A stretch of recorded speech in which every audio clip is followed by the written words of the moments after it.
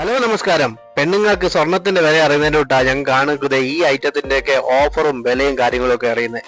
അങ്ങനെ ചുമ്മാതെ Christmas new year ഒക്കെ ആയപ്പോ ഇങ്ങനെ തപ്പിക്കൊണ്ടിരുന്നതിന് ഇടയ്ക്കാണ് ഇങ്ങനെ ഒരു ഐറ്റം കണ്ടത്, കൊമ്പൂച്ച.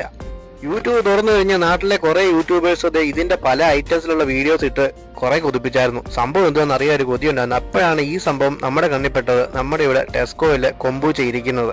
ഓൺലൈനിൽ നമുക്ക് ഇതിന്റെ സ്കോബിയും കൾച്ചറും ഒക്കെ മേടിച്ച് നമുക്ക് തന്നെ വേണമെങ്കിൽ ഇത് ഉണ്ടാക്കാം. പക്ഷെ ഇങ്ങനെ ബോട്ടിൽ ഇങ്ങനെ കടയിൽ വിൽക്കാൻ കിട്ടുമ്പോൾ നമ്മൾ അത്ര മെനക്കേണ്ട ആവശ്യമില്ലല്ലോ എന്ന് കരുതി സംഭവം ഞാനും ഒന്ന് മേടിച്ചു. പല ഫ്ലേവർ ഉണ്ട്, സ്ട്രോബെറി ഉണ്ട്, ലെമൺ ഉണ്ട്. ഫ്ലേവേഴ്സിന്റെയും ഗുണനിലവാരത്തിന്റെയും അടിസ്ഥാനത്തിൽ എന്റെ വിലയ്ക്കും പല പല വ്യത്യാസങ്ങളുണ്ട്. അപ്പം ഉള്ളത് തിരക്കേടില്ലാത്ത ചെറിയ സാധനം നമ്മൾ മേടിച്ചോണ്ട് നമ്മളിങ്ങി പോന്നു. ഇതിന്റെ ഗുണനിലവാരവും കാര്യങ്ങളും ഒക്കെ കൂടുതലായിട്ട് അറിയാവുന്നവരെ ഒന്ന് കമന്റ് ഇട്ടേക്കണേ. അടിച്ച കിക്കാവുന്നോർത്ത് തൊടണ്ട, കാരണം ഇത് നോൺ ആൽക്കഹോളിക്കാ കേട്ടോ, കൊമ്പൂച്ച.